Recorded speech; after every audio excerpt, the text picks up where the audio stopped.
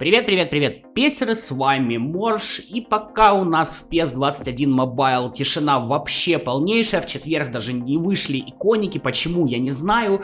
Посмотрим на eFootball 2022, куда сегодня, собственно, завезли спецкарточки. Сейчас мы находимся на моем аккаунте, который у меня как бы имеет ветеранский бонус с прошлой части, плюс я на нем уже открывал специальные карточки, вы видите, Де Йонга, Локотели и левого полузащитника. Ну и, конечно, сегодня мне хотелось бы усилить защиту на самом-то деле, но, к сожалению, Konami нам завозит великих завершителей. Блин, ну и название на самом деле, то у них великие завершители, то великие дриблеры. Как по мне, ну, на русском, по крайней мере, звучит так себе. Ухо немножечко режет. 13 игроков у нас в этом паке, 3 попытки у нас есть. Ну и открывается это все дело только за золото. Да, ребят, пока что соревнований, в которых можно получить золото, в 22 части нет вообще. Будут ли они или не будут, мы не знаем. Поэтому пока только за донат эти игроки доступны. Значит, конечно, хотелось бы поймать Салаха. Единственное, что мне не нравится, он сейчас на форме Е находится. Это, конечно, Е-футбол, так сказать, полный. Поэтому даже если его получится поймать, то использовать его нужно будет как-то попозже. 10 навыков у него, классные показатели скорости, умение атаковать, тут у него все хорошо. Также у нас есть Криро, который у нас на форме А, тоже хотелось бы его поймать. Великолепное умение атаковать, классная реализация, но скорости, конечно, ему хватать немножечко не будет. Но все-таки 36 лет нашему уже старичку, нужно уже от него отстать. Далее я бы выделял, кого бы я выделял? Иммобиля. Мне он дико заходил, что в 20 части, что в 21. Вот вроде смотришь по статам, ничего прям супер-мега особенного, а на поле, блин, творит просто как не в себя. Конечно, Шиках поймать бы не хотелось, Холлера поймать не хотелось, Песика тем более поймать не хотелось, хотя я понимаю, что он пешич, но он песик, почему бы и нет, я хочу вот так читать. Дэвид, ну, в принципе, бегуночек с неплохим умением атаковать, в принципе, скорость ускорения можно немножечко ему подкачать, и будет вполне себе неплохо. Обамка, есть у меня его обычная версия, в принципе, я не отказался бы от фиолетовой, почему бы и нет. На самом деле. Кстати, хочу обратить ваше внимание, как Влахович, кстати, да, Душан тоже у меня есть обычная версия, играет лучше, чем Холланд. Вот для меня он играет лучше, чем Холланд, хотя рейтинг меньше, не знаю. Душан у меня забивает реально гораздо больше. Хочу обратить, кстати, ваше внимание, если на прошлых фиалочках у нас было 6 уровней у каждой фиалки, то здесь 5. То есть здесь 4 уровня всего на прокачку. 4 уровня это 8 статов. Часть из этих статов уйдет, конечно, на сыгрывание стиля. И по сути, эту карточку особо уже и не апнуть. Ну, то есть, хорошо, давайте, вот, 8 статов, ну, пусть 3 уйдет на, ну, ладно, по-хорошему 4 уйдет на, под какой стиль вы будете его затачивать, и 4 навыка у тебя останется. Ну, допустим, ты на 4 можешь поднять ускорение, или на 4 поднять скорость. Много это или мало, сами можете решить. То есть, по сути, это уже топовые версии карточек. Прокачки здесь особо не будет. Ладно, первый пак у меня уже открывается, и, в принципе, вот, то, что я говорю по вот этим уровням прокачки. Я сравнивал, я просчитывал, сидел, как мне кажется, Konami вышла на вариант, что фиалка будет совсем немножечко лучше, чем обычная карточка. Опачки, английская лига, что, Роналду, Салах, кто?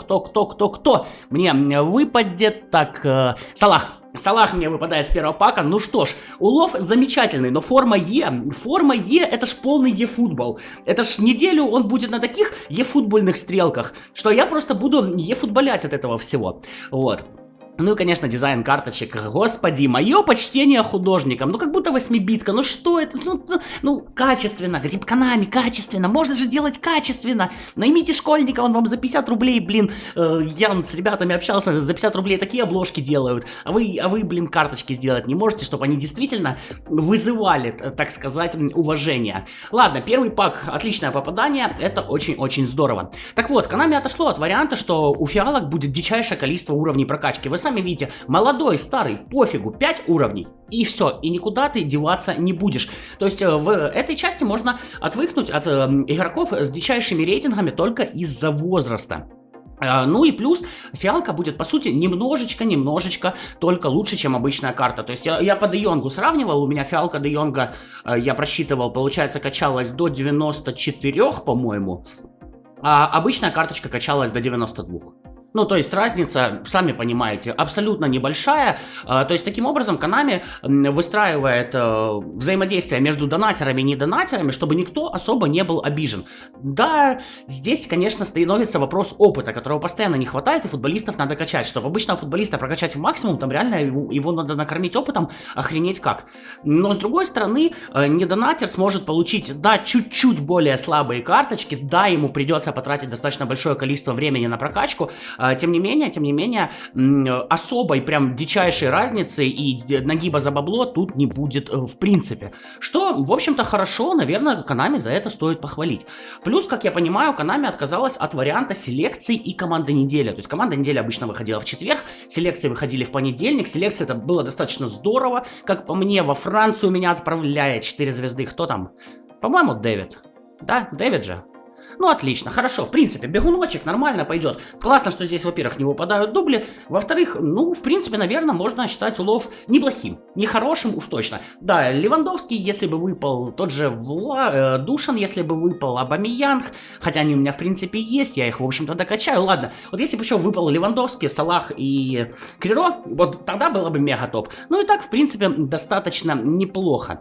Жалко, конечно, что здесь нет защитников, а защитника мы сейчас, кстати, купим. Я долго думал, кого покупать, но мы сейчас его приобретем. Так вот, по селекциям и по команде недели. Почему вот у нас завозят вот такие вот паки, великие завершители, но не завозят команду недели? Ну, чисто я считаю, что Konami такие, так, чтобы сделать команду недели, там, да, оценки матчей смотреть, вот это на сайты заходить, ой, и в жопу. Давайте просто рандомных игроков будем накидывать, чтобы вот это вот никуда не заходить, ничего не смотреть. Вот, да, Эрнандеса я буду покупать, долго думал между Алабой и Эрнандесом, оба могут стать на левого защитника и на центрального защитника, то есть чтобы, грубо говоря, для ротации усилить две позиции, но все-таки остановился на баварце. 184 сантиметра, 10 навыков, короче, вот его, им я и усиливаю состав. А по поводу селекции, вот здесь я, конечно, уже не знаю. На самом деле, как по мне, достаточно неплохое решение, когда человек собирает какой-то определенный клуб, для него это шанс получить игроков своего любимого клуба и играть за свой любимый клуб за усиленные карточки. По-моему, тема на самом деле была нормальная. Почему Konami это убрали, я не знаю.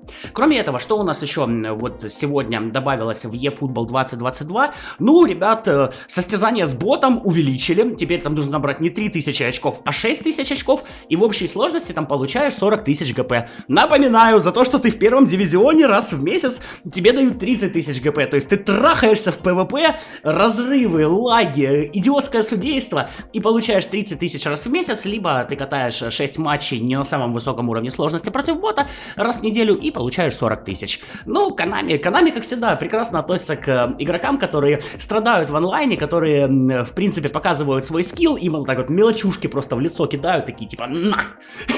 Меня поэтому иногда удивляет, я улыбаюсь с того, как ребята там в каких-нибудь группах ВК там я в первом дивизионе, а ты потом представляешь, как ему мелочушку вот эту в лицо, такой «на». Короче, это реально забавно. Ладно, Салах на Е, к сожалению, поюзать в ближайшее время мне его не дано, как я понимаю, да, и, к сожалению, на право полузащитника он не становится. А я играю без права нападающего. Ладно, что-то буду придумывать. Пишите в комментариях, чего вы ждете в мобильной версии от 22 части, я с удовольствием все это дело почитаю. Но на этом, ребят, прощаю, завтра поговорим про полузащиту. С вами был Морж, до новых встреч, пока-пока.